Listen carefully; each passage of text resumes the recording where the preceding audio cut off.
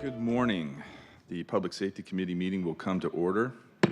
It's 9:36 a.m., March 25, 2025. I'm Robert Kettle, Chair of the Public Safety Committee. Will the committee clerk please call the roll? Present. Councilmember Moore, Excused. Council President Nelson, Councilmember Saka, Here. Chair Kettle. Here. Chair, there are 3 members present. Thank you. Council President Nelson will soon be joining us, and I also want to welcome Councilmember Solomon to our committee. Thank you for coming. If there is no objection, the agenda will be adopted. Hearing and seeing no objection, the agenda is adopted. Before going into public comment, I have the chair's comment report. I wanted to start off today, again, welcome everyone. I wanted to start off today by noting that 2024 was an important year legislatively with respect to public safety. 11 major public safety bills were passed. Key now is the implementation of these bills. The vacant building abatement bill, Chief Scoggins is using this to great effect to those buildings that are basically a public safety threat to our communities. SPD staffing, recruitment incentive bills, which were done through our sister committee, the Governance Accountability and Economic Development, along with the SPOG interim agreement, were key in terms of what we're seeing now with applications up. But what is important is graduating those recruits into the police force. That's what's really important. Right now, we're seeing applications up, but that is the key point. And because of circumstances, that takes a better part of a year. We have our technology bills, the ALPR, the automatic license plate reader, real-time crime center, RTCC, along with the CCTV, the closed circuit television. Been informed already that ALPR has been used in making a homicide arrest.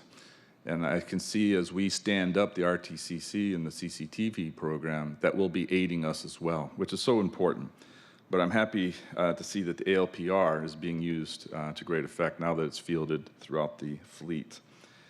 The SCORE ILA is important to complete. Related is the King County Jail Agreement, arguably along with the SCORE interim agreement, the 2 most important pieces from last year. The bed rate at the jail is super important in that it reflects efforts to improve our public safety posture. You know, it reflects the arrests that we make.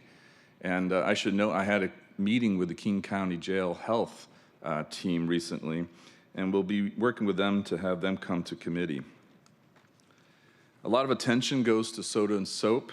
They're starting off slowly, but that's part of the reflection of the lack of officers. Part of this is understanding how these bills come about, but how they're implemented, and what's the process to get to the end point, in this case, a judge ordering a soda or soap order. But those have started. Street racing. I'm happy to report that I've been hearing that street racing is established and starting to be more and more used, which is important due to what that goes to in terms of our permissive environment in our city. Key here, and this is one thing I wanted to note, is expectation management. You know, I noted like with the SPD staffing, it takes a year. I think sometimes because of reporting and the like, there's this expectation that everything's going to turn on a dime. And it doesn't happen that way. It takes time to implement these bills. It takes time for not just the police department, but also the fire department and care department to be able to act on them. But we are moving in that direction. And in 2025, we already have less lethal weapons for crowd management in the books as part of our consent decree process. And today we'll have our after-hours establishments bill, which really seeks to address the violence that we're seeing between 2 a.m. and 6 a.m., along with our consent decree resolution. These are important, but arguably right now, you can also say past bills are important, or even more important. And one of those is 2023's Public Drug Use and Possession Bill. One of the things on this bill that is key to remember, and I think it gets lost, is in the recital it says, whereas people suffering from substance use disorders need treatment and arrest in case of knowing, possession, or in use of public place of a controlled substance should occur only when there is a threat to peace and well-being of the community or a threat of harm to others. I've had so many meetings lately where the community is being harmed. There is threat to the Belltown community. I see it again and again. I've had meetings with community. The downtown community is feeling that threat to peace and well-being. Clearly, everybody knows about 3rd Pike and Pine, but 12th Jackson and King, you know, the CID, the Chinatown International District. Clearly, there is a threat to peace and well-being of the community and threat to harm to others, particularly as we've seen in CID with the stabbings. This is the key point of this bill, and it is something that needs to be emphasized, something that needs to be understood. You know, later in the bill, G, section number 3, an officer will not arrest an individual only poses a threat to self absent articulable facts and circumstances warranting such an action. I will argue to you that it is an articulable fact that our communities and our neighborhoods are being harmed. And it's not just those I mentioned. We also have, you know, what's happening in West Seattle, we see now and again, but particularly in D4, as we've seen in Magnuson Park, where we have to have rolling mobile teams. This is articulable harm to that community. And moving north, we have Aurora. Clearly, articulable harm is being thrust upon that community. So, my position as a council member and as chair of this committee is that it is important to have that in mind for our police department, for all elements of public safety, and for us to act on that. It is key if we want to improve our public safety posture and improve the safety of our citizens in this city. I just wanted to say that because it's important, and I believe due to, you could say lack of clarity, but I just wanted to bring a clarity, particularly from the city council, because that's important for our officers to hear. So thank you for that. Separately, I just wanted to note as well is that we recently had an officer-involved shooting at the Southwest Precinct. The key thing here is we put a lot of pieces in play, as we've seen with the consent decree, a lot of reform. We have accountability partners. We have policies regarding investigations on use of force and the like. And it's important for us to let our system work. And I think it will work, and there'll be questions, and we'll get to that. And that's our responsibility as a committee, as oversight. And we take that seriously. I believe that we should be doing that oversight. We will do that oversight. But we'll let the system work, and we'll support that process, both in terms of policy for SPD, but also support our accountability partners. You know, obviously the OIG, Officer Inspector General, Office of Police Accountability, OPA, and also our Community Police Commission, which is represented today in our audience. I think it's important to do so. And, you know, sadly, it was a tragic event that happened at the Southwest Precinct. But let's look at that, let's have our investigation, let's review, and let's see what lessons learned can be drawn from it. So with that is the end of my chair comment, and we'll now move to our hybrid public comment period. Clerk, how many people do we have today? Currently, we have 3 in-person speakers signed up, and there are 6 remote speakers. Okay, each speaker will have 2 minutes, and we'll start with the in-person speakers. We'll just run through those 3, and then to the remote speakers. Can you please read the public comment instructions? The public comment period is up to 60 minutes. Speakers will be called in the order in which they registered. Speakers will hear a chime when there are 10 seconds left of their time. Speakers' mics will be muted if they do not end their comments within the allotted time to allow us to call on the next speaker. The public comment period is now open, and we will begin with the first speaker on the list. The first in-person speaker is Andrea Suarez.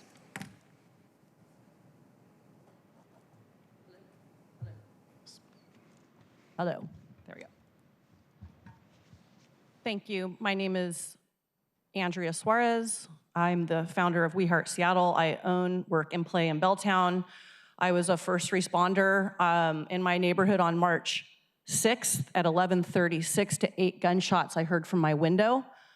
Thank you, SPD, for having the perpetrator in handcuffs within 10 minutes.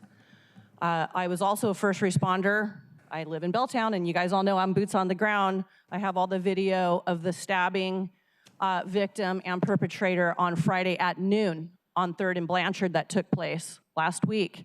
A man was tased to the ground, and again, he was in handcuffs in less than 10 minutes. Thank you to SPD.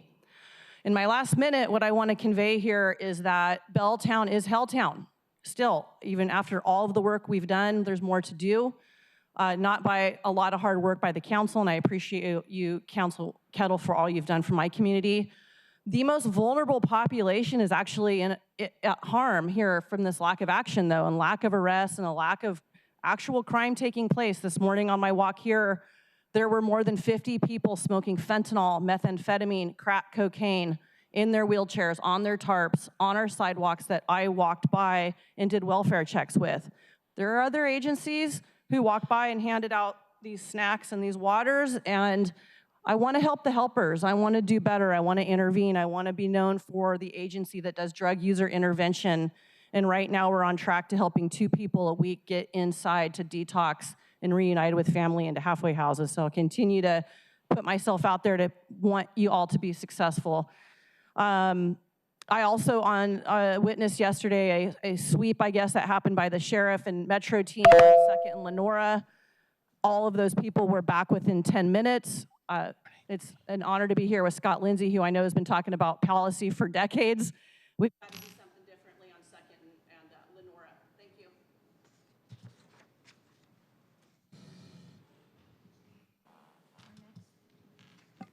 Our next public speaker is Lauren.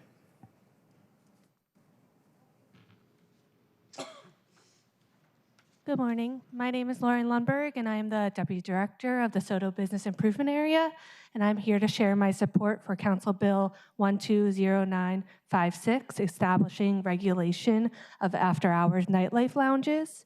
Our city has seen a rise in violence and lawlessness associated with unpermitted after-hour nightlife venues, escalating in the tragic shooting we saw last summer in Soto. Over the past 2 years, we have seen a staggering increase in concerning behaviors associated with these illegal nightclubs, with hundreds of shots fired, injuries, and increased property damage. We have long advocated for a pragmatic approach to addressing these issues, and the proposed bill recognizes that simply shutting down a single club after a tragedy doesn't address the root issue, is that Seattle is a growing city and needs to have safe options for people who want to socialize after 2 a.m. I want to thank Councilmember Kettle for introducing this legislation and for the committee's leadership on this issue, and for recognizing that targeting this one specific type of club or calling for a shutdown of all after-hours nightlife is not a realistic solution. The bill presented today is a step in the right direction, and we hope you pass this legislation to ensure that the City of Seattle has a nightlife ecosystem with diverse types of venues and opening times that are all operating safely. Thank you. Our last in-person speaker is Yahira, and if I mispronounced your name, please correct me.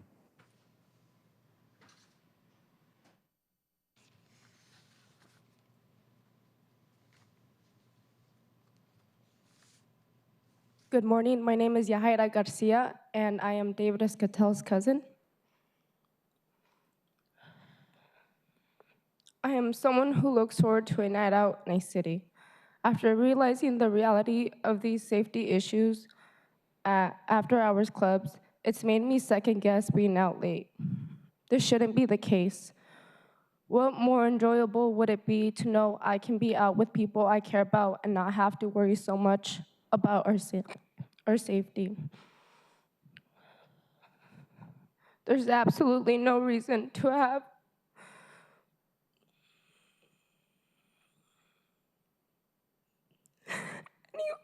any weapons at an after-hour lounge.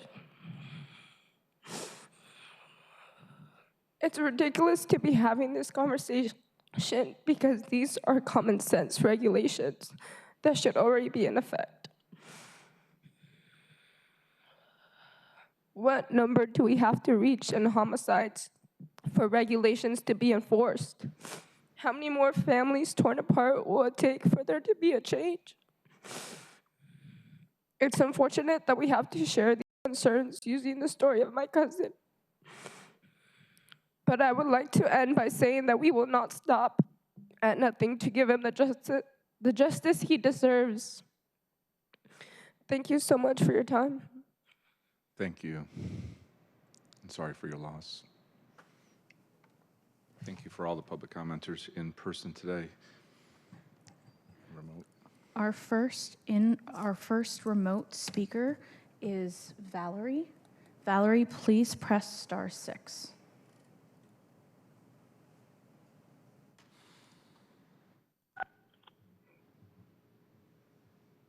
Florette, District 2. Police reform under the consent decree was instigated in 2010 when an SPD officer panicked at the sight of the wood carving knife John T. Williams was carrying and shot before Williams knew what was happening. 15 years later, we've heard much rhetoric about Seattle's police reform process, yet the recent killing of a person in crisis in the West Seattle police parking lot is an example of how far we have to go in improving police culture, attitudes, training, and practice. Video shows numerous officers in a large enclosed space with many available barriers between them and a slow-moving man with a knife. They shoot him before trying any other physical methods. A Twitter post from SPOG this week claimed that, quote, this individual gave the officers no choice, unquote. But there were choices as proven in places where police are trained to respond differently. For example, police in the UK use shields to protect themselves when disarming people with knives, a technique recommended by PERF, P-E-R-F, in the US. This is not the first time since the consent decree that SPD has fatally shot someone who could have been disarmed. Please educate yourselves on the alternative to shooting people in mental health crisis within the first moments of a police encounter. We could do much better. Thank you. Thank you. Our next remote speaker is Howard Gale. Howard, please press *6. Good morning, Howard Gale, District 7. Last week, the SPD killed the 19th person in less than 15 years while they were brandishing an edged weapon or with no weapon at all in their hand. 17 of these people were shot to death. 14 of these people were clearly experiencing a severe mental health crisis. Every single one of these killings was declared, quote, lawful and proper, unquote, by all aspects of our police accountability system. Yet today you will discuss a resolution congratulating SPD's success in reform and accountability. In the United Kingdom, excluding Northern Ireland, civilians killed by police when they are brandishing edged weapons over the last 35 years, excluding terrorism or hostage-taking, 9. That is 9 people killed by police with an edged weapon in an entire country of over 66 million. You might think this approach makes policing more dangerous in the UK. Yet police killed in the entire United Kingdom by an edged weapon over the last 196 years, 20. Councilmember Kettle, you stated to me at last week's town hall that Seattle's police officers must do what is necessary to get home alive. What a shameful standard for public safety officials. Imagine if our firemen and women adopted that mantra. Would they rush into a burning building? In the United Kingdom, police say, quote, our duty is to make sure everyone goes home alive, unquote. That is demonstrated by their statistics, and we should have no lower standard. And the UK is not alone. In Japan, despite most officers carrying guns, people with edged weapons are almost never shot or killed. We need a full hearing on this unrelenting pattern of executing folks experiencing a crisis. Such a hearing requires someone with expertise, like myself, to ask and pursue questions that have remained unanswered, thereby perpetuating this cruelty. Councilmember Kettle, are you willing to pursue real answers or simply perpetuate a continuing inhuman practice? Thank you. Our next remote speaker is Tia Petrovich. Tia, please press *6.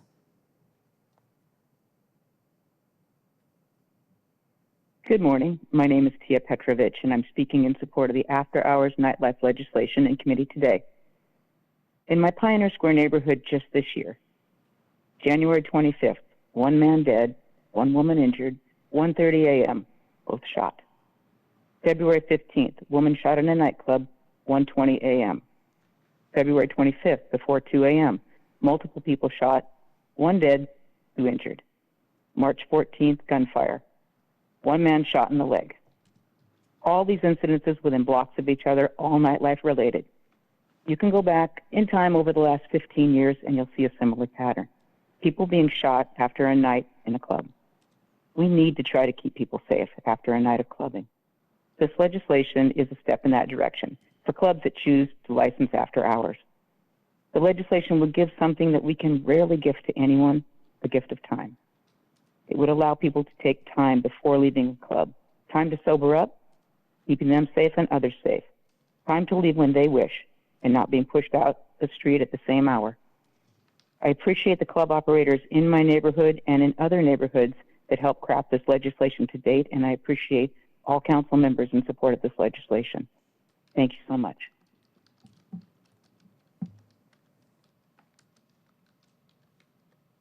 Our next remote speaker is Gabriel Newman. Gabriel, please press *6.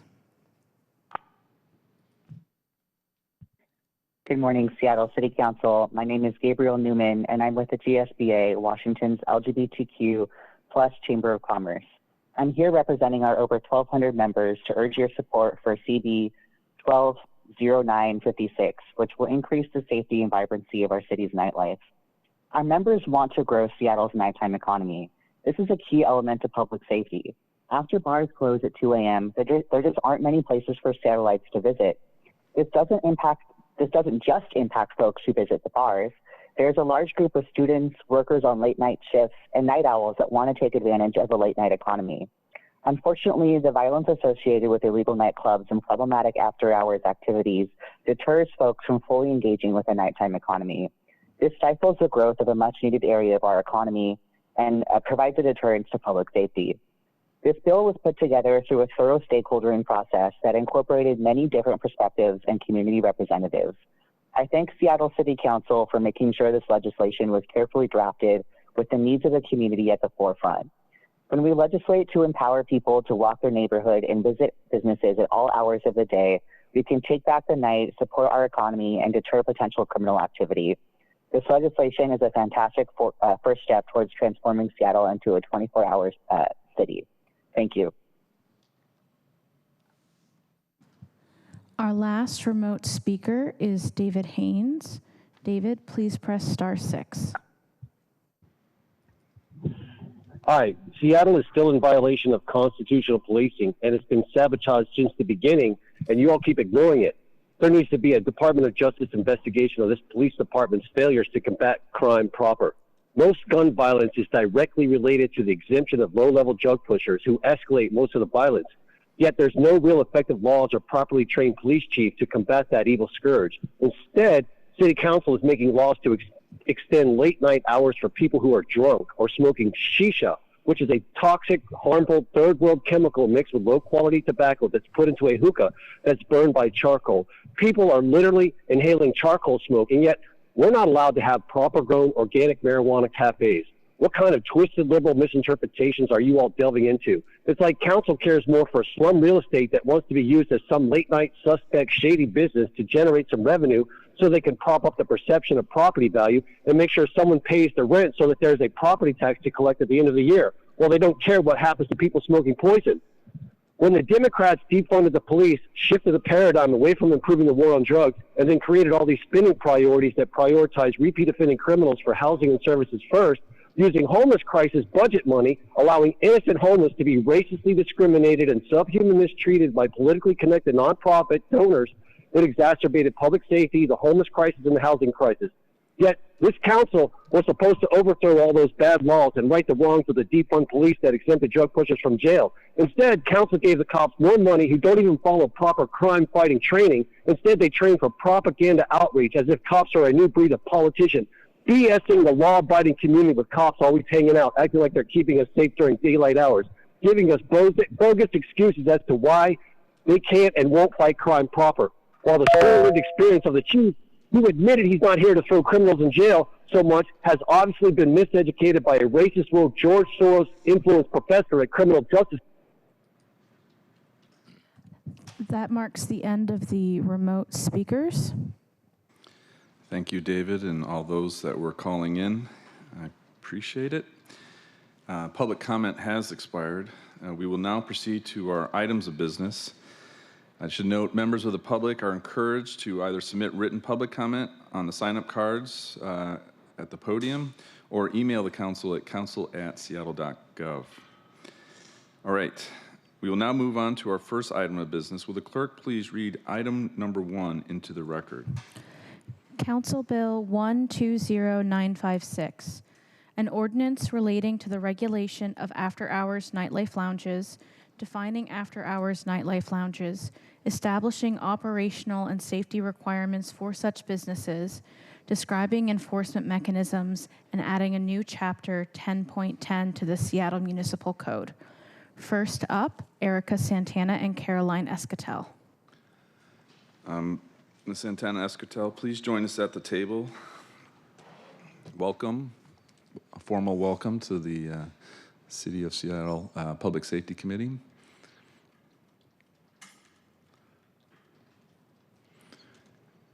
We have the microphone there.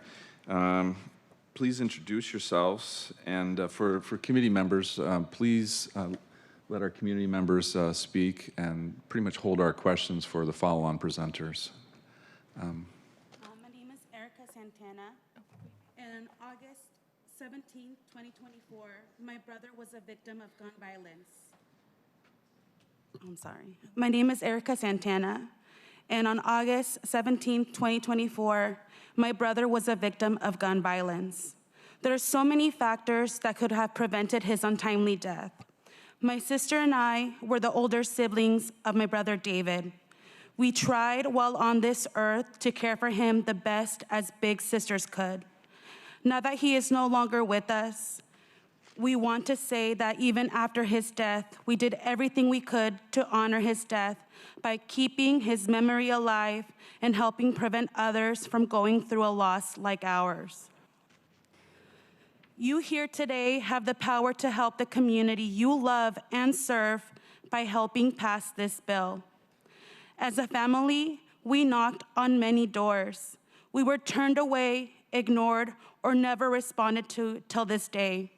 But we didn't give up, and we are here before you again to make you feel and understand, to become allies in this mission to make a better and safer community for us, our families, and all our citizens. When we were invited by Councilwoman Wu to be part of a group to help in this bill, on our way to the first meeting we had, I found myself hopeful because finally someone was listening and it felt like a step in the right direction. Then, while we were there, many difficult conversations about the many countless problems of what this bill is trying to tackle, I learned there are so many other victims. For me, my brother's death was the tip of a gigantic iceberg. There are so many gaps in the laws and gray areas that allowed all this to happen again and again. It all felt impossible. It felt infuriating, and I found that one step forward with all I learned that day felt like no step forward at all. Even though we cannot control others from committing acts of violence, this after-hours regulated legislation will play a part in helping combat many factors that contribute to so many acts of lawlessness and deaths that are yet to be justice for. We cannot undo what has already been done, but we can prevent it by learning from past tragedies, by looking and taking account all that we have learned and how all these terrible things have come to pass. The facts are there. We can all see there is a big problem that with time does not go away. The numbers of victims are not decreasing. We are now the voices of those who are no longer with us. I ask you on behalf of not just my brother, but on behalf of all the countless lives lost because of this lack of regulation, please support the work we have poured into this bill. This bill has been made with the intention to create a safe space for the establishments and their employees, also their patrons and surrounding communities. I ask you to please consider this bill and not continue to let slip through the cracks all the gaps that have been allowed by others in your position who have permitted knowing the issue and lack of regulations, seeing those cracks through the years turning into an endless sinkhole.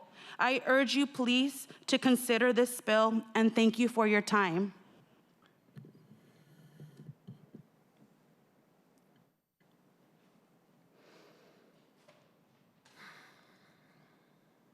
I'm Caroline Escatel. I'm speaking on behalf of my family. My brother David's life was taken inside of an illegally operating nightclub. It saddens me to think that even with such a young, beautiful life taken from us, it still might not be enough to enforce better safety measures and regulations. What will it take? How many more families are going to have to endure losing their loved ones to gun violence? The neglected regulations currently in place can be a factor in a life or death situation. They cost my baby brother his life. My heart continues to go out to all the other Seattle families that have lost their loved ones this way. It is such an unbearable feeling we have to now carry with us for the rest of our lives. I never realized the sense of privilege I had to not have to worry about these type of things. Thinking these laws were, of course, in place, and if anything were to happen, there were going to be serious consequences for those wrongdoings. I was wrong. And I no longer have the privilege to sit in silence. That worry-free privilege has been ripped away from me and my family from the moment my brother's life was taken from us. Our hope is that with this proposed legislation, we can make a positive step forward towards restoring trust and safety measures in these after-hours spaces. It is crucial that after-hours spaces must have working video surveillance, properly trained security, and unimpeded police access during operations to the very least. With the proper regulations in place, we would be able to regulate illegally operating after-hours spaces and have more positive business for the clubs that would like to join in on this regulatory license. We deserve safe spaces to unwind and have fun in, which should include after-hours nightclubs. My family and I support this proposal with the hope for a safer environment and that our beloved David's name may never be forgotten. Thank you. Thank you. So well said, powerfully said. I will say that this committee hears you, this council hears you. So thank you so very much. And also thank you for noting that it's the tip of the iceberg. And thank you also for noting Councilmember Wu's advocacy for this bill, because I think it's not just a recent thing. I think of, Donnie Chin, who was killed in July of 2015 as he was looking to protect his community. So for Donnie and your brother David and everyone in between and since, we take up this bill. So again, thank you so much for coming. I appreciate it very much. Thank you. And I appreciate it. Neen will help you now. Second up, Deputy City Attorney Scott Lindsay and Central Staff.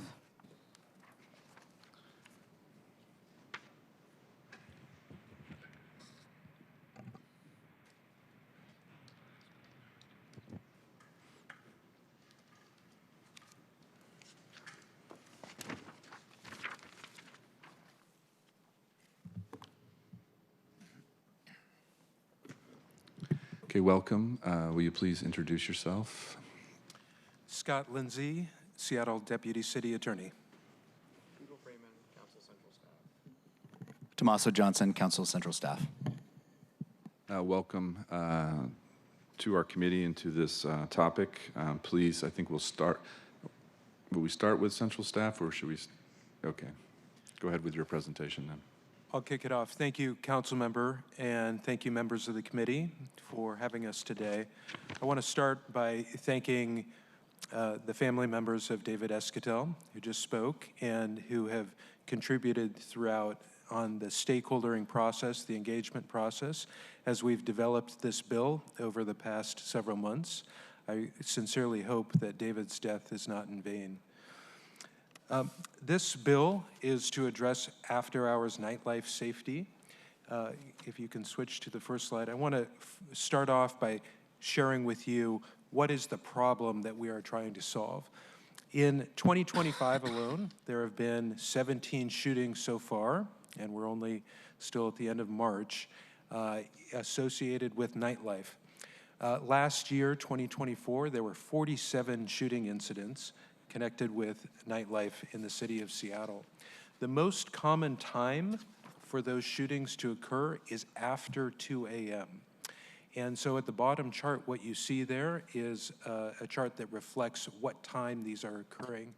Of the 17 shooting incidents, this is just for 2017, you'll see 11 of those, this is just nightlife associated shootings, 11 of those occurred between the hours of 2 and 6 a.m. That's the real nexus of the issue that we are trying to solve here with the legislation today. Next slide, please. Further, what we found through several years of investigation of this challenge is that a significant number of those after-hours nightlife shootings are occurring in connection with a very small number of establishments. Those establishments we're calling after-hours nightlife lounges. These are locations that stay open after 2 a.m. and really have a business model that thrives in the 2 to 6 a.m. timeframe. As you may or may not know, most bars, nightclubs, lounges, restaurants close at 2 a.m. That's the time when you, under state law or state liquor laws, are no longer allowed to serve liquor. Any establishment with a liquor license typically will close at 2 a.m., but the state allows some of those establishments that get a special endorsement called the extended hours endorsement to stay open as long as they secure their liquor and don't serve the liquor. The establishments associated with the majority of the shooting events do not have liquor licenses. They are not authorized to sell liquor. Some of those advertise that they are selling liquor regardless. Whether or not they are selling liquor, many of them have, they are operating in effect in an unregulated after-hours space. So there are no current regulations, for example, that would authorize Seattle Police or other city officials to inspect the safety of those locations during their operating hours. By contrast, businesses with liquor licenses are required to allow inspections by city officials and by LCB officials. And so what we found is that because these select institutions are operating without a liquor license, they've in effect become immune from regulation. Today's legislation is to fill that gap, as the Escatel sisters said. Let's go to the next slide, please. I want to speak specifically as to what this legislation does and does not do. So the purpose is to provide the city with additional tools to improve security at after-hours nightlife locations. The legislation defines after-hours nightlife lounge as a business, nonprofit, or club establishment open between the hours of 2 a.m. and 6 a.m., whose purposes in those hours include socializing and either smoking or dancing. To be clear, this legislation would not apply to bars or nightclubs that close at 2 a.m. It would not apply to restaurants that stay open after 2 a.m. And it would not apply to other specialty niche groups such as adult entertainment venues that are regulated elsewhere in our city code. Just for context here, our city regulates a variety of establishments that are similarly situated. For example, nightclubs that have 250 or more person capacity are specially regulated in our city code. All ages dance venues, specially regulated in our city code. In addition, adult entertainment venues, specially regulated in our city code. But our city code has not been updated to evolve to meet this emerging challenge of locations that are really, their business model is to be open during that 2 a.m. to 6 a.m. timeframe. The requirements that this legislation imposes are fairly narrowly tailored to address the specific security needs that we found over the past several years are predominant at these most challenging locations. First off, it requires that they obtain and comply with all city permits and licenses. Second, employ at least 2 security personnel, trained security personnel. Third, that they operate video surveillance at entrances and exits. Fourth, prevent weapons from entering the premises using either pat-down or metal detectors. Fifth, have a safety plan, a well-established safety plan that is submitted to the city. And finally, allow the entry by all city peace officers, whether Seattle Police or others, during operating hours, just like any other licensed bar or restaurant would. Next slide, please. This bill will be enforced by the Finance and Administrative Services Department, which is here today in the audience. In support of that would be the Seattle Police Department, the Liquor and Cannabis Board, and other city agencies that participate in monitoring the late night establishments. The first violation of this bill would result in a $1,000 civil citation. The second would result in a $5,000 civil citation. So these would be civil citations issued by FAS to the owners of each of these establishments if they, for example, are operating without the appropriate city licenses, are operating without the video surveillance required by this bill, or violate any of the other rules described on the prior slide. The businesses have the right, just like with any other regulatory system, to contest these citations before a hearing examiner. In addition, the bill will authorize the city attorney to seek legal and equitable relief from establishments that remain out of compliance if they continue to violate despite the financial penalties that they're facing. Again, to be clear, this bill will not disrupt the activity of after-hours locations that currently have an LCB endorsement for extended hours and have appropriate security measures in place. And I want to thank those establishments that do operate in the after-hours that participated in the extensive stakeholdering process that was managed by City Council. In addition, again, the bill will not impact restaurants, bars, or clubs that close at or before 2 a.m. And the bill will not impact after-hours activities in private homes. So with that, I'll ask if Central Staff wants to speak further, or we can turn to questions. Thank you, Mr. Lindsay. Before moving on, I was remiss, partly because we had such compelling testimony. I wanted to note Council President Nelson has joined us. Sorry for not saying that earlier. And as always, already welcomed Councilmember Solomon, who's not on the committee, but also wanted to welcome Councilmember Rivera here too. So thank you. Okay, to the Central Staff represented by Mr. Freeman and Mr. Johnson. Sure. So I'm happy to sort of go through the bill at a high level. This will sort of recapitulate in part what Scott has just presented to you. You have a memo from us dated March 20th, 2025 that is supplemental to Scott's presentation. So I'll just reiterate a few things that he talked about, sort of how the city currently regulates after-hours establishments, what the bill would do. And then I'll touch a little bit on the cost, which is somewhat uncertain, but that's an element here for your decision-making. So how does the city currently regulate after-hours establishments? As Scott mentioned, there are some regulations that are currently applicable to nightclubs, which are defined in the code. There's not a regulatory license associated with those types of businesses. There are just a suite of regulations with which they have to comply. That applies to larger venues. There's an occupancy cutoff below which you're not regulated by the city. And so it applies to businesses like, why is the name escaping me? Business on Capitol Hill, after-hours dance venue, Airports as a bar up until about 2 o'clock in the morning, Neighbors. So Neighbors, for example, is regulated through the nightclub requirements currently. As Scott mentioned, all ages dance venues are also currently regulated by the city. They have to meet certain safety requirements. There is, in fact, a regulatory license associated with operating an all ages dance venue. Similarly, adult entertainment establishments have a regulatory license associated with them. They currently are required to close by 2:30 in the morning, but there's already a regulatory regime that applies to adult entertainment businesses.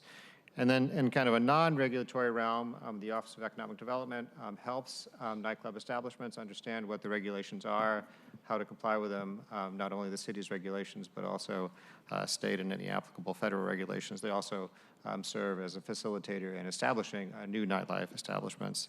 And the city attorney's office has a role in reviewing applications for liquor licenses for nightclubs. So what would Council Bill 120956 do and what would it not do? It's important to know what it would not do. Who would it apply to and who would it not apply to? It would apply to, as Scott mentioned, businesses that are open after 2 a.m. With certain exemptions, specifically all ages dance venues, adult entertainment establishments that are already regulated by the city, entertainment venues like theaters. So for example, if there's some kind of a production that is happening late at night, that wouldn't be regulated necessarily by this, by Council Bill 120956. And restaurants. And restaurants is a defined term in the bill. It means a food business with an active permit from Public Health, Seattle, King County, that operates at the same location for more than 21 consecutive days. So in other words, it's a bona fide restaurant. It's not a pop-up or something like that. Regulated businesses would not be able to remain open past 2 a.m. unless they have that endorsement from Liquor and Cannabis Board. They would have to maintain the minimum security requirements that Scott mentioned. They'd have to allow access to public areas of the business by city enforcement staff during business hours, of course. And then they would be subject to escalating citations for noncompliance. When it comes to cost, it's a little bit uncertain. FAS estimates that enforcement could be accomplished within existing resources from underspend. That's largely overtime for licensed and standards inspectors who would be doing some of the enforcement work, not all of the enforcement work. They may require security from SPD, for example, to do some of the work. And also to develop outreach materials at sort of a one-time cost so that businesses would know what the new regulations are and whether or not they apply to them. I say that the cost is somewhat uncertain because we don't know exactly how many businesses would be regulated by Council Bill 120956. Probably fewer than 30, but it's a little bit unclear. So there may be some future costs and position authority that FAS would need to fully implement the ordinance. Some of that cost could be offset by increased licensing fees. So unless there are other questions from you all, or I guess that's what we have. So I guess now's the time for questions. Mr. Johnson, any additional comments? Nothing to add. Thank you. Okay, well, thank you. I also know SPD is represented here, colleagues, if anything requires their, participation. But we'll start with Mr. Lindsay from the City Attorney's Office and our own central staff. As always, I've not looked at my system here, but actually, can I, Mr. Doss, who's online from central staff, I just wanted to recognize him for all his work.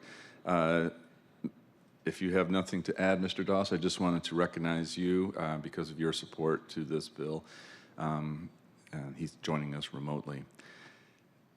I don't see him coming online, so we'll just move over to my my Vice Chair Saka. Any questions? Thank you, Mr. Chair. And first off, I want to start off by expressing my gratitude and appreciation and most importantly, condolences to the family of Francisco David Escatel for taking the time to join us this morning, for your steadfast advocacy on this issue, and for channeling your anguish and pain that you were experiencing as a result of the murder of your family member, Mr. Escatel, channeling that anguish to action. And it is a call to action for all of us, colleagues. And I don't know about you all, but I'm just not prepared to tell that family no. Challenge accepted. We need to do better. So thank you also to the presenters with this very informative briefing, and to Chair Kettle for reintroducing this proposed bill that, as we know, Councilmember Wu had been working on last year. And also thanks to everyone who came out to speak about it today. We heard loud and clear. Among other things, this proposed legislation is very important for our city, but it's especially important for my council district. As noted in some of the earlier testimony, Pioneer Square Residents Council is in support of us better addressing the underlying issues at play here with respect to unregulated, unpermitted, after-hours nightlife establishments. I've been informed that the negative nightclub associated issues were among the top 3 items on the Pioneer Square Residents Council's neighborhood to-do list. We also heard today, I've heard over and over again, but we heard today here in public comment, my constituents from Soto have been heavily impacted. And I'm told that of the hundreds of shots that have been fired since the beginning of the calendar year alone, most have been linked to unregulated and unpermitted after-hours establishments. Our city has seen a troubling rise in violence and lawlessness associated with unpermitted, unregulated after-hours nightlife establishments. Like we see in Soto, with the tragic murder last August that took the life of 22-year-old David Escatel. And thank you again to the family members for your continued advocacy. And Seattle's first homicide this year in Pioneer Square, again in my council district, near a club early in the morning, where a man was killed and a woman was wounded, and a total of 4 shootings since January, all within a few hundred feet of after-hours nightlife establishments. It is important for us to better understand that these unregulated, unpermitted nightlife establishments often operate under the guise of legitimacy. Many are not, with attendees showing up to have a good time with their friends, having no idea that the club that they are entering, the venue that they are entering, does not have critically needed permits, training, or adequate security measures to ensure the safety of all of their patrons. So this is a call to action, I think, colleagues, for all of us to do more legislatively. Starts with smart, common sense regulation. All right, that said, I have one question about the penalty scheme here. And colleagues, so I appreciate that this has an escalating series of penalties, which is a construct I strongly support and helped champion last summer, as you'll recall, during our anti-speed racing legislation. So I think we need to continue to do more of that, the escalating penalties. But I'd just be curious to better understand the approach taken here in determining the penalty amount and how that escalates in a compound manner one after the other. So just, again, curious, I don't know if this is to legislative sponsors or central staff or everybody, city attorney's office, but would love to better understand the thinking that went behind, like how we landed and arrived on this escalating penalty scheme. Thank you. I'll start with this, and central staff, if you want to jump in. But I was involved in the negotiation, the back and forth, and your question is, how did we arrive at the escalating penalty scheme? The thought here is that financial penalties will significantly deter, most establishments from continuing to operate without coming into compliance with this bill. In particular, if an entity violates on a first night, gets notice of that, gets the referral, the next night that they open up illegally, after 2 a.m. without appropriate security measures, without being in compliance with this bill, they are immediately subject to now a $5,000 fine. So our thinking was, in analyzing the size of these venues, the overall economics of these venues, that type of fine would be sufficient. If they continue to violate, the fines will continue to mount up, but at the same time, the concept is that the city attorney would quickly move for legal and equitable relief to enjoin that establishment from continuing to operate and bring more financial penalties at that juncture. The only thing I would add to that is that there are, of course, penalties, and then there's some associated due process protections as well in the bill that would apply to, that are similar to what applies to other types of licensees in the city. So if you believe that, that the citation is an error, you can appeal that to the city hearing examiner. You can also request a mitigation hearing as well. So along with the penalties, which are sized to induce compliance, there is also a due process component if you think that your citation is not, has not been issued correctly. Thank you. And final question is, this legislation would obviously introduce a new regulatory scheme and requiring compliance subject to the penalties and enforcement mechanisms we discussed. But what kind of pre-enforcement outreach and education for these various after-hours nightclub establishments would be done or could be done to help educate and help them come into compliance? That's great. Once the bill passes, the idea would be that there would be an education period, particularly because it would be 30 days until the bill comes into effect. But there are really a fairly limited number of establishments that we've identified as being active in this after-hours space, and that number, I think, is somewhere in the 15 to 20.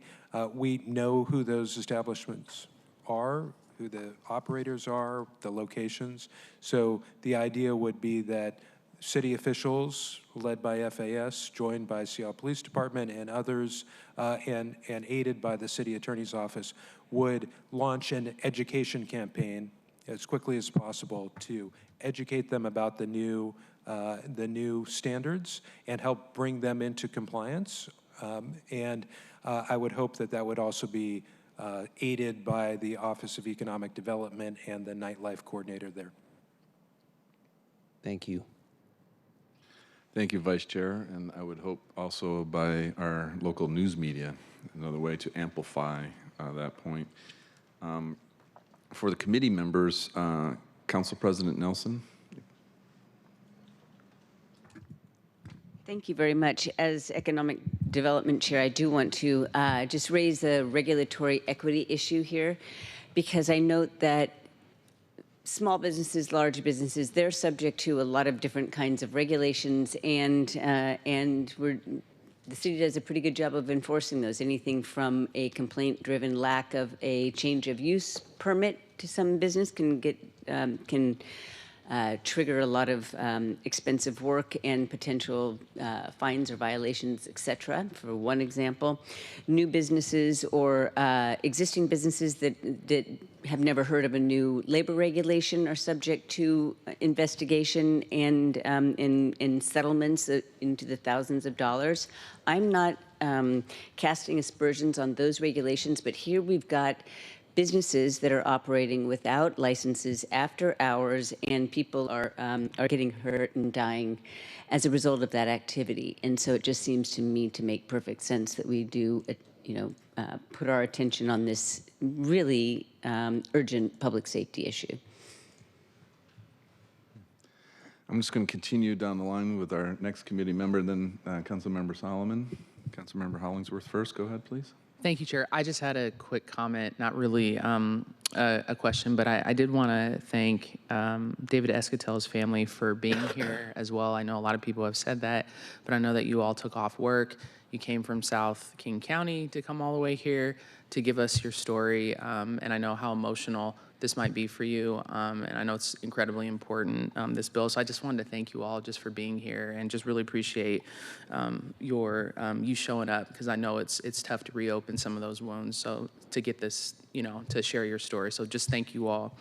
I also want to thank, and I know, Chair, that you mentioned it, Councilmember Wu. I know this was a big deal for her. And I also want to highlight and thank Nina Park, who was a part of her staff as well. And now I'm super lucky to have her a part of mine, who has been helping with organizing the phenomenal process with stakeholders and putting some of this together. So I just want to thank her and just highlight that.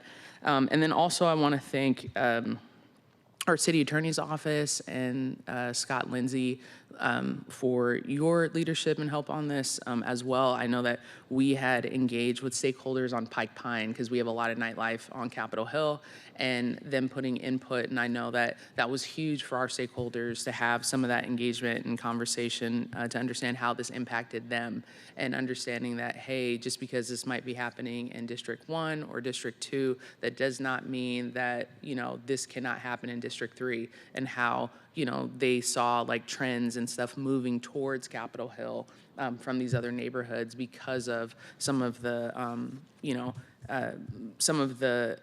non-regulated vendors operating, and how they were impacted by that and what they saw. So I just, this, even though this might be for non-regulated vendors, it does have an impact on our current businesses that are operating here and paying taxes and just doing everything above board and trying to keep the safe atmosphere, and how some of this bleeds over to them as well. So anyways, I didn't have any questions because I've been heavily, Nina has been always educating me on this every day about this bill. So I had all my questions answered, and then also had gotten support from Capitol Hill businesses as well. So I just wanted to just point that out for members of the committee if they had any concerns. So thank you.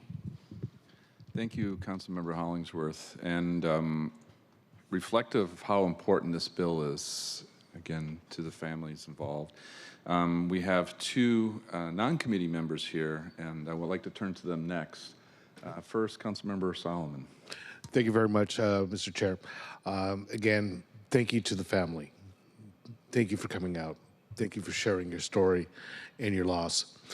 I have at least 3 of these establishments in District 2, and each one has had incidents of gun violence erupt frequently.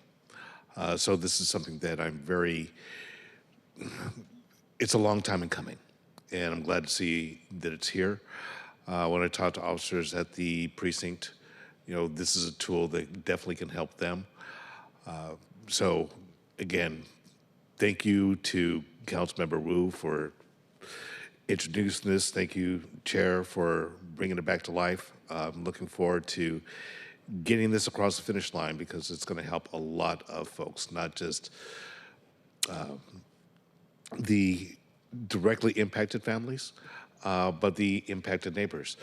I remember talking to a friend a couple of weeks ago who said, regarding a location in her neighborhood, first we hear the shots, then we hear the sirens, and then we hear the coyotes responding to the sirens. And this is an almost nightly occurrence for them. I did have a question regarding the enforcement measures. Okay, there's the fines, there's the $1,000, the $5,000. Is there a mechanism in this that says, okay, you're out of compliance, you refuse to comply, you're shut down? Yes. And that is, the city attorney's office is specifically authorized in this legislation to seek legal and equitable relief. That means seeking, for example, a temporary restraining order or a permanent injunction against operators or an establishment from continuing to operate. So if a establishment is not responsive to the escalating fine structure in the bill, then we would very quickly be taking legal action against that establishment. Okay. And is there a mechanism that, again, just hypothetical, it's like, the inspection team comes in, they see that the place is operating, they see that there is liquor being served. Can they shut them down at that point immediately and say, hey, everybody out of the pool? Because the bill requires that each establishment stay open to Seattle police officers and other peace officers, including LCB officials, which have not previously had access to many of these locations. If an establishment is serving liquor, then LCB would have the ability to seize that liquor. And in fact, in District 2, just in this month, LCB has seized liquor from an establishment operating and serving liquor after 2 a.m. Okay, cool, very good. And the final question is, I know in the past there's been the tool of civil chronic nuisance properties, like a civil chronic nuisance or a criminal chronic nuisance. Could those provisions kick in with some of these establishments? Well, they could kick in with pretty much any establishment, correct? The chronic nuisance property ordinance has been an effective tool in some situations, particularly with respect to motels and some businesses. It's not been a great tool, in all honesty, in regards to nightlife establishments and after-hours nightlife establishments, in particular because many of the shootings occur outside of the venue, and the chronic nuisance property ordinance specifically requires that each associated incident that would trigger the steps in the chronic nuisance property ordinance occur within the property boundaries. That's something that we are looking at offering suggestions to council to change in the future, in the near future. But for right now, the chronic nuisance property ordinance is is not the right tool. It also appropriately, because that really allows the city to, in effect, shut a business down, it has a fairly high threshold for the number of incidents before a shutdown can occur. So it's not exactly the right tool for this challenge that we're experiencing. Okay, yeah, and thank you for that, because at one point it was my understanding that if there was a nexus to the business, that might be enough to trigger some kind of a chronic nuisance action versus it had to occur within the business itself. So thank you for that. The statute is that it has to occur within the property boundaries of the business. So the shootings that occur in the parking lot, outside, across the street, on the sidewalk in front, do not count for the purposes of the collating of the incidents to trigger a chronic nuisance property designation. Okay, great. Thank you very much. Thank you, Mr. Chair. Thank you, Councilmember Solomon. Councilmember Rivera. Thank you, Chair. As always, I really appreciate how welcoming you are every time I show up at your committee. So, and giving me the space to really have a comment, not a question. I want to really thank Erica and Caroline for being here and having the courage to come here. It's not easy to come before council and chambers, but I know how important this is. I am very, very deeply sorry for your loss. I am a mother, and I'm also a sister to a brother, so I can't even imagine the suffering that your family is going through. And so I very much appreciate you coming here and sharing your story and your steadfast advocacy on a piece of legislation to really impact and hopefully have an impact on others not suffering what your brother suffered. So thank you for coming here. I want to thank the city attorney for being here and our central staff for being here and presenting this. I have to say this is very thoughtfully planned out, in my opinion. It has covered each aspect in terms of what is being regulated to what the recourse would be and everything in between. And so I feel like it is a very thoughtful piece of legislation. Councilmember Kettle, I appreciate you bringing this and carrying the water now that former Councilmember Wu's not here. And so thank you for your leadership on this. And I just want to say that I don't get to vote at the committee level, but I do get to vote at the full council. And I am making a commitment to you that I will be supporting this legislation. It is very much needed, and it's something that we should have done by now, and I'm glad it's coming before us today, and I will be, like I said, supporting this. So thank you, Chair, for allowing me to say a few words. Of course, Councilmember, always welcome. Council President? I forgot to mention or ask or request to be added as a co-sponsor earlier when I was speaking, so thank you, if you agree. Yes. Thank you. Okay, to close, thank you everyone, particularly the family. Thank you everyone for coming out. There's been a lot of stakeholdering. I started with Councilmember Wu. I appreciate Council President Nelson, Councilmember Hollingsworth, pretty much all my colleagues. And this shows, by the way, that we're working as a legislative branch with our judicial branch colleagues, the executive side, a lot of coordination. And so I really appreciate all this work, and particularly my staff. And I do want to give out a little bit of a shout out to Ms. Nina Park, who's been doing this from the beginning when I was working with Councilmember Wu, and now continues with Councilmember Hollingsworth. So we've adopted her, Councilmember Hollingsworth, as part of our team, at least with this legislation. So again, thank you, and finally, again, to the family, please go out and see, say that, the effort that's going to be taken here, because your loss needs to be recognized, and most importantly, needs to be acted on. So thank you very much, gentlemen. Okay, we'll move on to our next item of business. Will the clerk please read item 2 into the record? Resolution 32167. A resolution acknowledging that Seattle residents, workers, students, and visitors deserve to be safe and feel safe, recognizing and appreciating first responders from the Seattle Police Department, Seattle Fire Department, and the Community Assisted Response and Engagement Department, affirming the city's obligation to fully support, train, and equip first responders, committing to a diversified public safety response team, acknowledging the city's actions to reform the police department under the federal consent decree, committing to resolve the remaining issues of the consent decree, and affirming the essential services provided by the police department. Thank you very much. I wanted to note, I mentioned him early, Mr. Doss from Central Staff. He will now come on and speak to this resolution. Mr. Doss, joining us remotely. Hi, thank you, Mr. Chair, and sorry I missed your reference earlier. As you mentioned, Greg Doss, Central Staff, here to provide an introduction to Resolution 32167.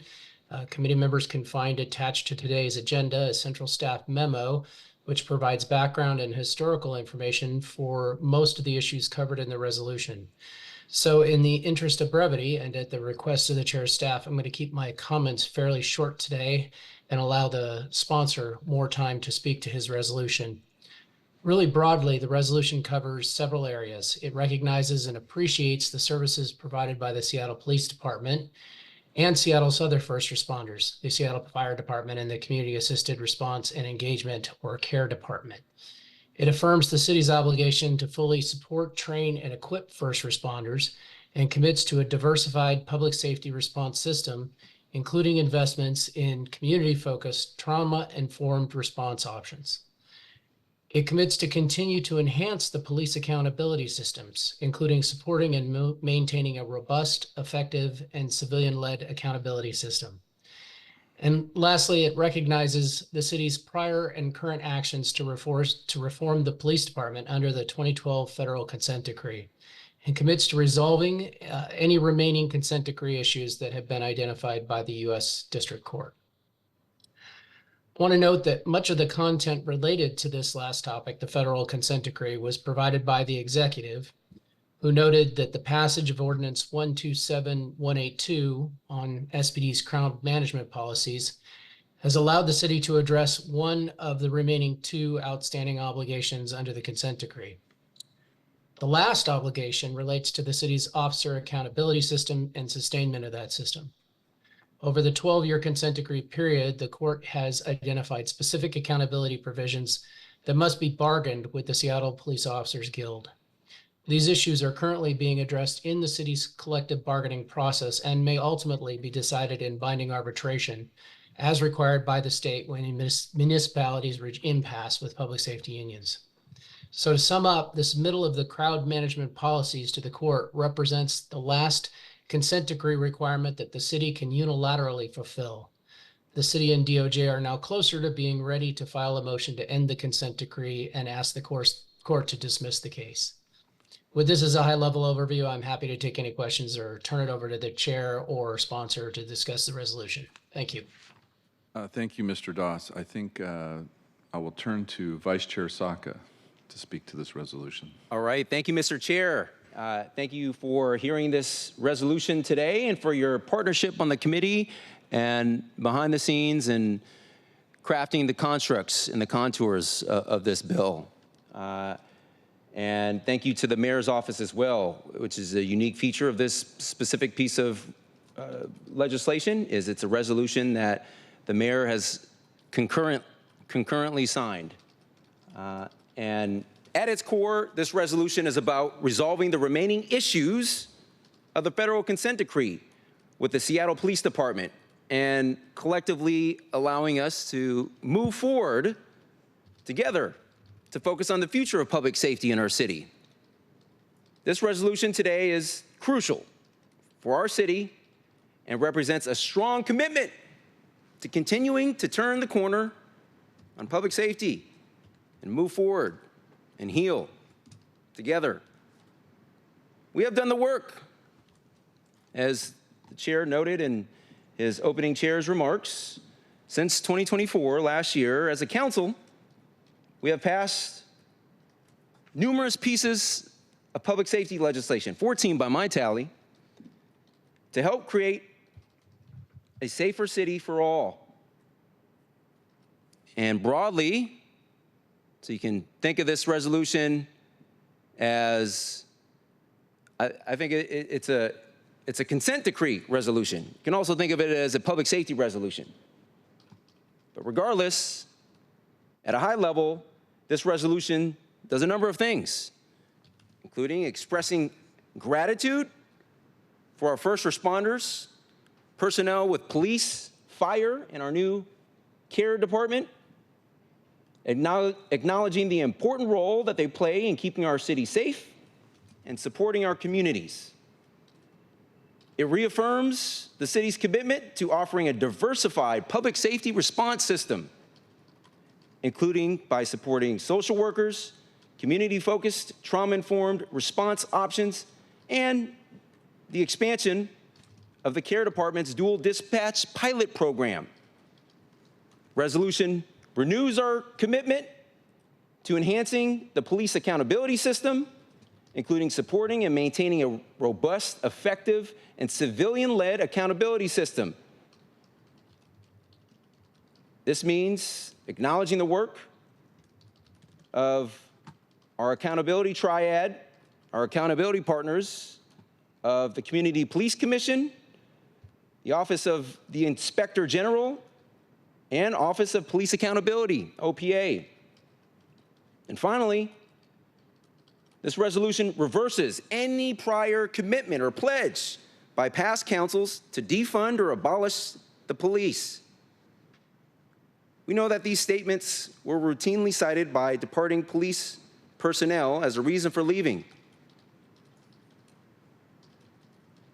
We also know that they were very divisive.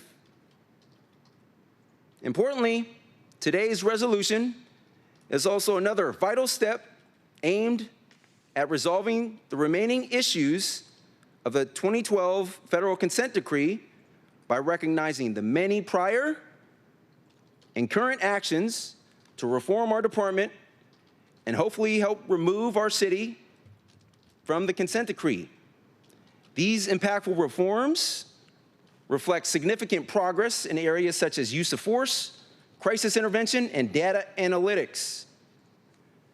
Now, once SPD has updated its crowd management policies to comply with and be consistent with our less lethal weapons bill passed last month, this legislation requests that the city attorney submit the updated policies to the Federal Monitor, the United States Department of Justice, and eventually to the court for review. At that point, this resolution makes clear that SPD will be very well positioned to potentially clear the final remaining hurdle for termination of the consent decree and the end of federal oversight, taking back and reclaiming local control of our public safety responsibility, which is important now more than ever in this new administration. This is council action that shows that we are ready to come together as a city, support our public safety professionals, acknowledge their hard work and commitment, and move on from the divisions of the past. It's time that we focus on the future of public safety and how we can better serve our city. Important piece of legislation that is the proverbial cherry on top, if you will, for all the work that we've done this past year to reform our department, to advance public safety, to live up to our charter responsibility to keep people safe and communities safe. And I ask for your support. Thank you. Thank you, Vice Chair. Thank you very much. Is there any comments, any questions from first our committee colleagues or others that have joined us today? No questions? No questions? Councilmember Solomon Rivera? Go ahead. Thank you, Chair, and thank you, Councilmember Kettle, for bringing this forward, and thank you to our central staff, Greg Doss, for joining us. I will say that I've had at least one constituent very active in the district that has really wanted to see us take a stance, against the defund rhetoric that we've seen in the past in the city. So, and he's not the only one I know who has requested this, and so this is something I have heard from other folks. He's just been very vocal about it. But as we meet with constituents, we have heard that they want us to be working on public safety issues robustly, and I see this as taking a step, another step. We've taken many steps, 12 pieces of legislation by my count, Councilmember Kettle. Correct me if I'm wrong. And it's only a little over a year into our terms. Yes, and for the record, by the way, I say major because there are a couple smaller ones related to like the fire department, BLS. Yes, so my vice chair, as usual, has the true final number, but yeah, just a way to square the circle, if you will. So as major pieces of legislation. So this is another aspect of it, is just to very clearly say that we are supportive of public safety efforts in the city. It is what our constituents, it's what I talk about every single day, and what I talk about when I meet with my constituents is the first thing that they want to talk about. And whether it's individual residents in the district or businesses or childcare providers or any number of folks that are in the district. So thank you for your leadership on this. And, you know, just to say that this is coming from things that we are hearing from our respective constituencies. Thank you, Chair. Thank you, Councilmember Rivera. Councilmember Solomon.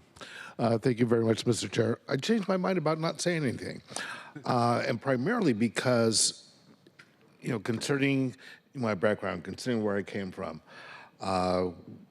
being in the precinct with officers and hearing their frustration by how the people that we work for were treating them or talking about them.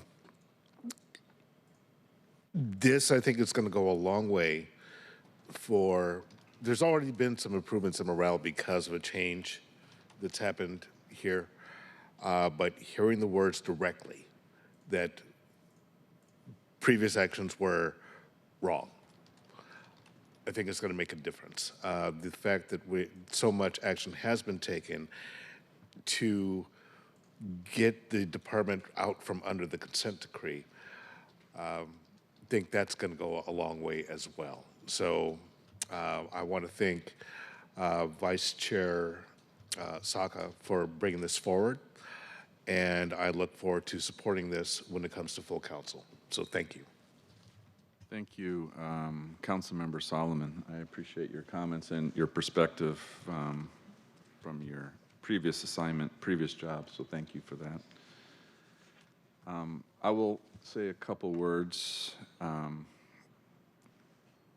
First is, you know, I've been to all 5 precincts. I've at the roll calls, and each time I noted, because it's important that we have a consent decree, and I note why we have a consent decree. We have to acknowledge that. But we also have to acknowledge all the reform and the work that's happened in the last dozen+ years now. That part tends to get forgotten. And I will say that this is not a up to a point and finish. You know, this is a continual improvement plan that we will be on in terms of improving and reforming and moving forward. But I do want to acknowledge, let me say again, I always acknowledge the reason why we have a consent decree, but I do want to acknowledge the work that's been done over the last dozen years in terms of reforming our police department. And when I say reforming is moving forward, you know, improving, continual improvement, all those things that we know from, you know, various types of organizations. I know from my military background, this is something that we always have to seek continual improvement. And then move forward, and I think we'll do that. I want to note this resolution, you know, highlights that the consent decree has established a foundation for constitutional policing in Seattle, extra emphasis on constitutional policing in Seattle, and has spurred the Seattle Police Department to implement significant reforms over the past 12 years. As recognized by the court-appointed monitor, SPD has gone above and beyond the consent decree in many areas, embracing a vision for the department centered on service-oriented and equitable policing, supported by rigorous internal systems of critical analysis. This commitment is evidenced by a notable decrease in the use of force, the expansion of transparent and leading-edge data analytics, and adoption of new accountability systems and processes, and growing national recognitions of SPD's achievements. Later, in Section 3, Section 3, the city commits to continuing to enhance the police accountability system, including supporting and maintaining a robust, effective, civilian-led accountability system, working in collaboration with SPD leaders, the city's accountability entities. The city accountability entities set the highest standards of professionalism and excellence and hold officers accountable for the policy violations that erodes community trust. One of the things I note every time I was in precinct, you know, I said to them that I knew, like when I was a naval diplomat at our embassy in Moscow in Russia, that I represented the greatest Navy in, I would always say, history of the world. And when you're a top, when you're that varsity level, you embrace accountability, and that's what we did, and that's what I that I said, that it's important to embrace the accountability, particularly when you are at the top. One last thing I wanted to note, and it says here, basically through the last sentence, it says, through the adoption of this resolution, the city reverses any prior commitments or pledges to defund or abolish SBD services or personnel, which led to the resignations of hundreds of police officers. I can already read the comments on that sentence in terms of, no, actually, we did not cut the budget. We did not do this or that. It's, with no disrespect to the legal community, it's a little bit of lawyering in the sense of they're finding some angle and then do it. But what was clear, despite that talk, was that there was a defund pledge. And as it says here, commitments or pledges. That in itself was massive in terms of its impact on our public safety, massive in terms of our public safety posture, and something that we are working through day in and day out. It goes to what I said at the very beginning of my opening remarks in the chair comment. The reason why we have these 14 public safety bills is that we need to improve what we can do, but SPD staffing particularly is so important to our public safety posture. It is a central feature of our strategic framework plan. The technology pieces, all these things that we're doing is because we're looking to address the challenges that we face in creating a better, safer city, to create that safe base, which is our mission here in the committee. And I think it's important to make that point, to acknowledge that, yes, you can talk about budgetary actions, this or that, but at the end of the day, the pledge was so key, and it's something that we need to address, and this resolution does it. I see this resolution also in terms of the work that we've done with the executive, as Vice Chair has noted, and with the City Attorney's Office in terms of work related to the consent decree, with the Federal Monitor and the Department of Justice, to acknowledge the work that's been done and then to move forward. So with that, Councilmember Saka, who's been point on this in so many ways, and I want to expressly thank him for his work on this resolution. Would you like to move the resolution for committee recommendation? Thank you, Mr. Chair. If I may give a few final closing remarks of my own? Yes. Yeah.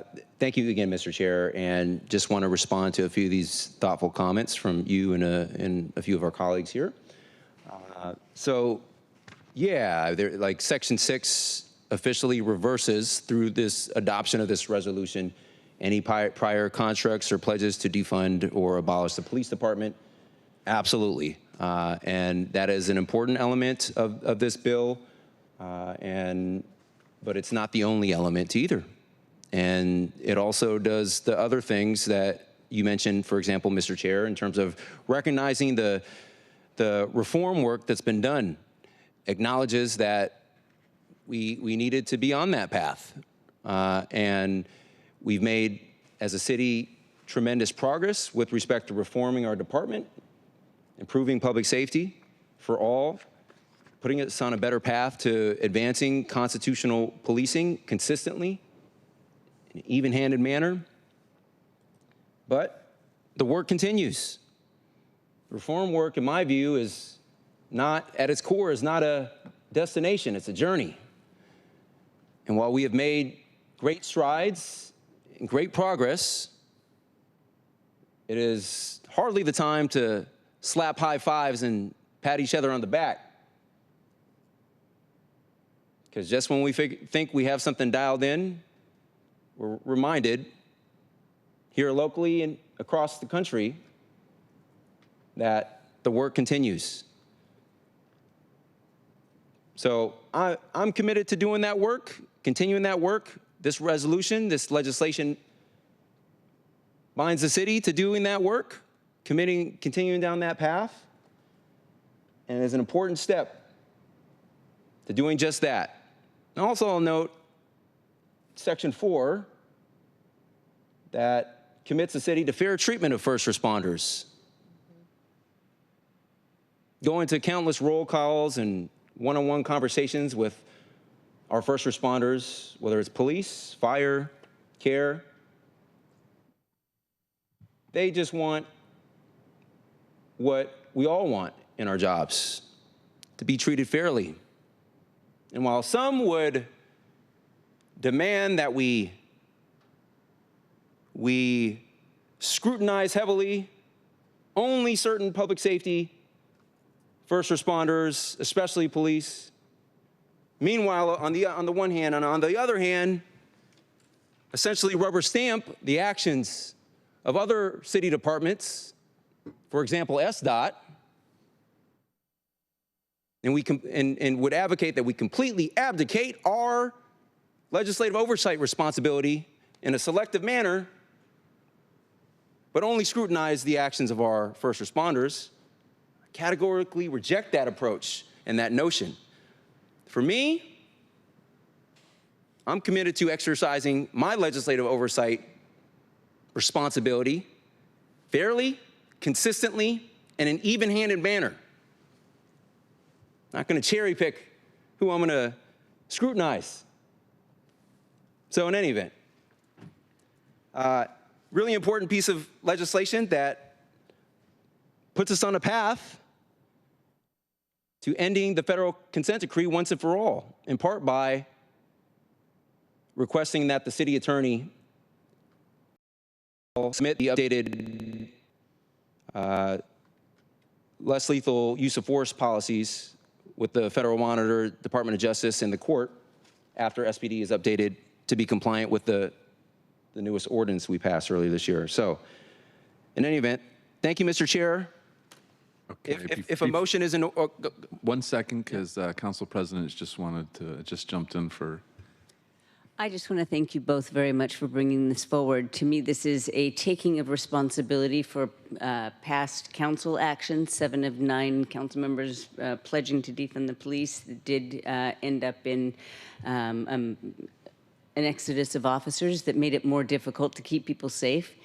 And also, it's a recognition of all the work that has been done on the executive side to improve policing. So this is a very important, it's a taking of responsibility, and it's an expression of not necessarily gratitude, but it's just a recognition of the good work that's been done on the other side. As an oversight body, we should not just oversee the actions of the executive. We also have a responsibility to acknowledge our own actions and be better in the future, which I think that this council is showing that they're making an effort on doing. Thank you. Thank you, Council President. Councilmember Rivera. Thank you. Just quickly, Chair, I should have mentioned earlier, I mean, this is a resolution, obviously, it's not a law. And I should have mentioned about the consent decree. Obviously, we'll continue to do what we need to do in terms of the consent decree. And of course, there is accountability. So to me, it's always and, it's not or. It's we need to support public safety on behalf of residents in the city for all first responders. And of course, we need to make sure that as the city is doing its public safety work, that we are holding ourselves accountable to make sure that that is happening in a manner of which we should be providing that service, which is what really the consent decree is about. So it's not either or, it's both. Thank you. Yes, thank you, Councilmember Rivera.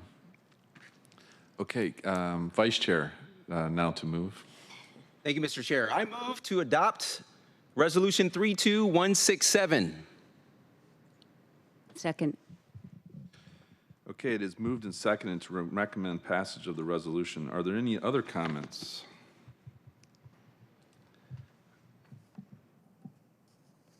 Okay, seeing none, will the clerk please call the roll on the committee recommendation to pass Resolution 32167?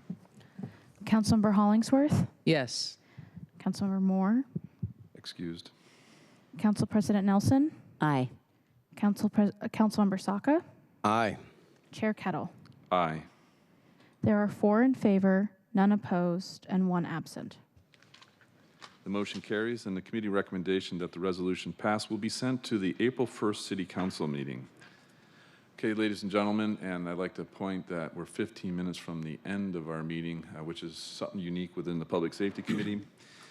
I recognize that, but we have reached the end of today's meeting agenda. Is there any further business to come before the committee before we adjourn?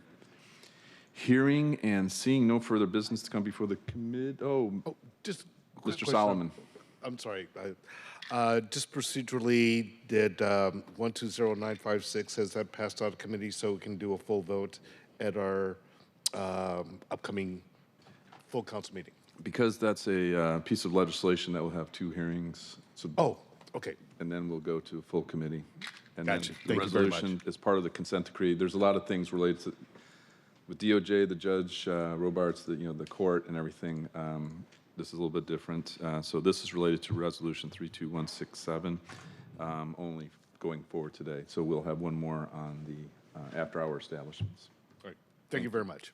Okay, hearing and seeing no further business come before the committee, we are adjourned.